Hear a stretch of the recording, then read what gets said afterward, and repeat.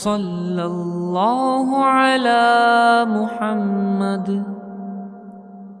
صلی اللہ علیہ وسلم۔ السلام علیکم ورحمۃ اللہ وبرکاتہ۔ الحمد للہ الذي هدانا لهذا وما كنا لنهتدي لولا ان هدانا الله، واشهد ان لا اله الا الله وحده لا شريك له، واشهد ان سيدنا ونبينا مولانا محمدا عبده ورسوله۔ قال الله تعالى لئن شكرتم لازيدنكم، صدق الله العظيم۔ میرے محترم بزرگوں اور دوستوں اور میری ماں اور بہنوں، آج کا موضوع ہے کہ 4 چیزیں زندگی میں کبھی نہ چھوڑیں۔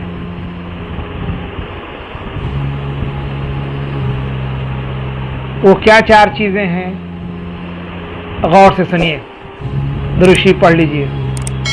اللہم صلی علی محمد وعلی آل محمد وبارک وسلم۔ اور اس نیت سے سنیے کہ انشاءاللہ تعالی جو سنیں گے اس پر عمل کریں گے اور اس کو دوسروں کو بتائیں گے بھی، موبائل کے ذریعے سے بھی، اور ویسے ملاقات ہو تو بھی بتائیں گے انشاءاللہ تعالی، اور دعا بھی کریں گے کہ اللہ تعالیٰ یہ 4 چیزیں ہر ایمان والے کو عطا کر دے۔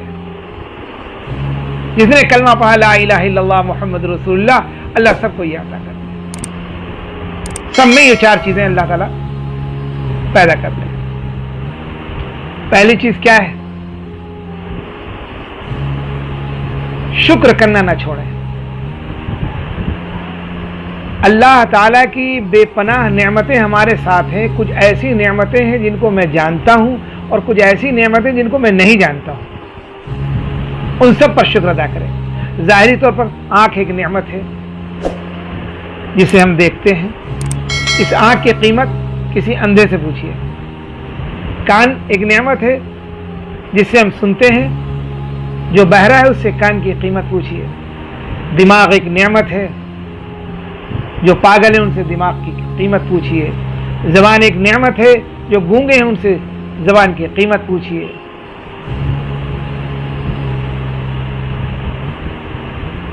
پیر ایک نعمت ہے، جن کے پیر نہیں یا لنگڑے ہیں، معذور ہیں، ان سے اس کی قیمت پوچھیے۔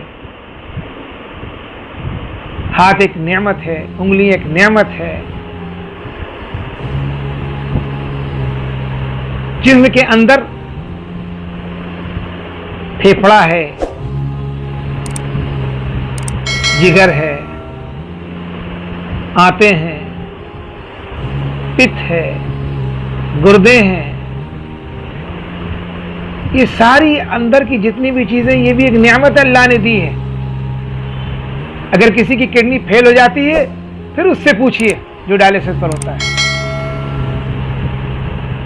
کسی کے لیور میں خرابی آ جائے اس سے پوچھئے اس کی قیمت کیا ہے۔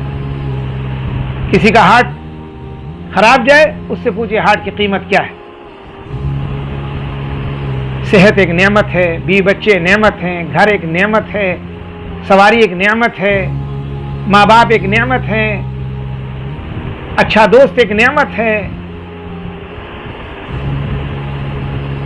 اسلام ایک نعمت ہے، نماز پڑھنا ایک نعمت ہے اللہ نے کا شکر ادا کریں اس پر جس کو توفیق مل گئی۔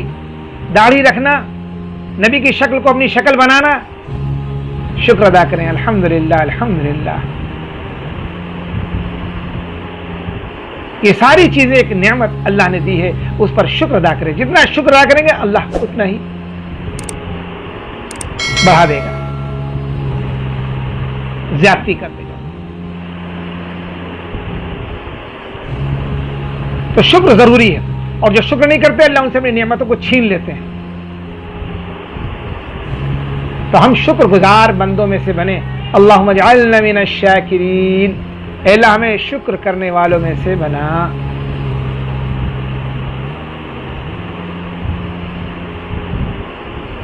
تو ہم اللہ کی ایک ایک نعمت کا شکر ادا کریں، ناشکری نہ کریں۔ قرآن کی تلاوت کی شکر ادا کریں، تسبیحات بڑی شکر ادا کریں، نماز بڑی شکر ادا کریں، سچ بولیں شکر ادا کریں، حلال کھائیں شکر ادا کریں، بچوں کو دین کی تعلیم و تربیت دیں، اس پر شکر ادا کریں اللہ تعالیٰ کا کہ یہ اللہ کی توفیق سے ہے، شکر ادا کریں۔ اس لیے شکر کرنا کبھی نہ چھوڑیں۔ میں بار بار کہتا ہوں بیان کو سنیں اور اس کو دوسروں تک پہنچائیں تاکہ سب عمل کریں اور وہ کامیاب ہو جائیں، اللہ راضی ہو جائے۔ اللہ کتنا خوش ہوگا آپ سے اگر آپ کے ذریعے سے کسی انسان کو ہدایت مل گئی، کوئی انسان اللہ کا مقرب بندہ بن گیا، کتنا اجر ملے گا ہم کو۔ ہم جو بیٹھ کے آپ کے سامنے باتیں کر رہے ہیں کس لیے کر رہے ہیں؟ اس لیے میرا رب راضی ہو جائے۔ اللہ کے احکام کو اللہ کے بندوں تک پہنچانا یہی نبی کا کام تھا۔ ہر کلمے کے ذمہ یہ کام ہے کہ دین کی بات کو سیکھے اور اسے دوسرے تک پہنچائے۔ تو شکر کرنا کبھی نہ چھوڑیں، ورنہ آپ نعمتوں میں زیادتی اور اضافے سے محروم ہو جائیں گے۔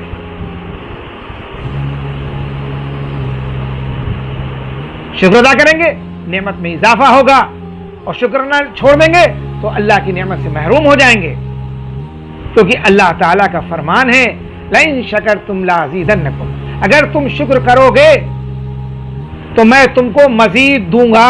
یہ سورہ ابراہیم کی آیت ہے، لَإِن شَكَرْتُمْ لَأَزِيدَنَّكُمْ، اگر تم شکر کرو گے تو میں تم کو مزید دوں گا۔ اللہ تعالیٰ ہر مسلمان کو قرآن کی آیت پہ عمل کرنے کی توفیق عطا فرمائے اور اللہ کی نعمتوں کا شکر ادا کرنے کی توفیق عطا فرمائے، آمین اللہم آمین۔ دوسری چیز کیا ہے؟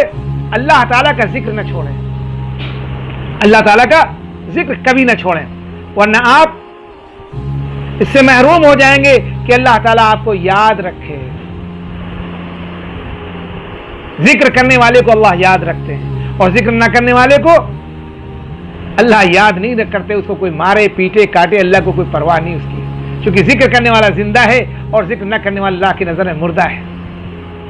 ہم ذاکرین میں سے بنے، اللہم اجعلنا من الذاکرین۔ ہاں اللہ ہمیں اپنے ذکر کرنے والے بندوں میں سے بنائے۔ ہم اللہ سے دعا کیا کریں؟ چلتے پھرتے اٹھتے بیٹھتے اللہ کا ذکر کیا کریں، گھر سے نکلے دعا یاد کریں کیا پڑھنی چاہیے، گھر میں داخل ہوئے دعا پڑھیے، یاد کریے کیا پڑھنا ہے، کھانے سے پہلے کیا دعا پڑھنی، کھانے کے بعد کیا پڑھنی، سونے سے پہلے کیا پڑھنا، سونے کے بعد کیا پڑھنا ہے، بازار جائیں تو کیا پڑھنا ہے، سواری پہ سوار ہوں تو کیا پڑھنا ہے، چاند دیکھیں تو کیا پڑھنا ہے، سورج نکلے تو کیا پڑھنا ہے، بادل گرجے تو کیا پڑھنا ہے، طوفان اور بارش ایسے حالات آئیں تو کیا پڑھنا ہے، بیوی کے پاس جائیں تو کیا پڑھنا ہے، باتھ روم جائیں پیشاب پیخانے کے لیے بیت الخلا تو کیا پڑھنا ہے، وہاں سے نکلے تو کیا پڑھنا ہے۔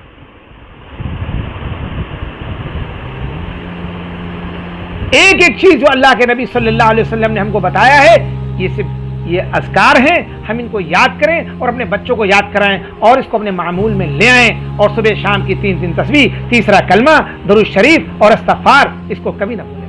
مغرب کی نماز سے آدھے گھنٹے پہلے سارے کام کو بند کر دیں، میری ماں بہنیں سب کچن کے کام کو چھوڑ دیں، اللہ کے ذکر میں لگ جائیں، فجر کی نماز کے بعد میں اللہ کے ذکر میں لگ جائیں، تسبیحات کو پوری کریں، قرآن پاک کی تلاوت کریں، اشراق پڑھیں، اللہ پورے دن کے کام کو بنا دیں گے انشاءاللہ تعالیٰ۔ اس بات کا یقین ہونا چاہیے، اور حج عمرے کا ثواب بھی دے دیں گے اللہ تعالیٰ۔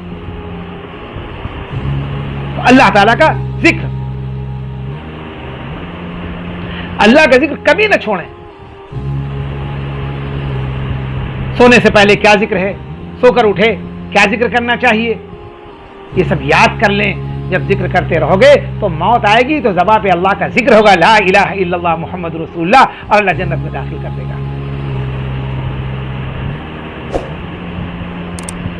اس لیے بہت ضروری ہے کہ جو ہے ہم اپنے بچوں کو، اپنی بیوی کو، اپنی بہن کو، اپنے رشتہ داروں کو، اپنے دوست احباب کو، بلکہ سارے عالم کو مسلمانوں کی فکر کریں کہ ہر مسلمان ذکر کرنے والا ہو جاتا ہے کہ اللہ کی نظر میں زندہ ہو، اس کی طرف کوئی انگلی نہ اٹھا سکے۔ آج جو مارے جا رہے ہیں چونکہ یہ ذکر سے غافل ہیں، اللہ کی یاد سے غافل ہو گئے، اس لیے ان پر مار پڑ رہی ہے، اور اس وقت تک مار پڑتی رہے گی جب تک یہ اللہ کی طرف متوجہ نہیں ہوں گے، اللہ کا ذکر نہیں کریں گے، قرآن پاک کی تلاوت نہیں کریں گے، تسبیحات نہیں پڑھیں گے، اللہ کی بڑائی کو نہیں بیان کریں گے، اللہ کی تعریف کو نہیں بیان کریں گے، مار پڑتی رہے گی۔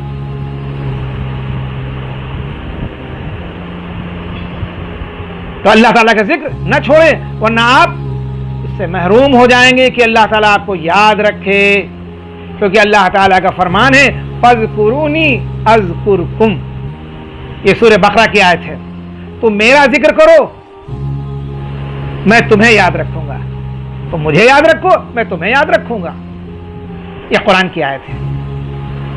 اللہ تعالیٰ ہمیں قرآن کی ان آیتوں پر عمل کرنے کی پوری توفیق عطا فرمائے۔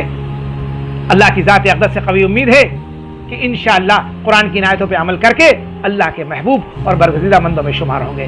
اللہ ہمیں اور آپ کو عمل کرنے کی توفیق عطا فرمائے۔ وآخر دعوانا الحمدللہ رب العالمین۔ السلام علیکم ورحمۃ اللہ وبرکاتہ۔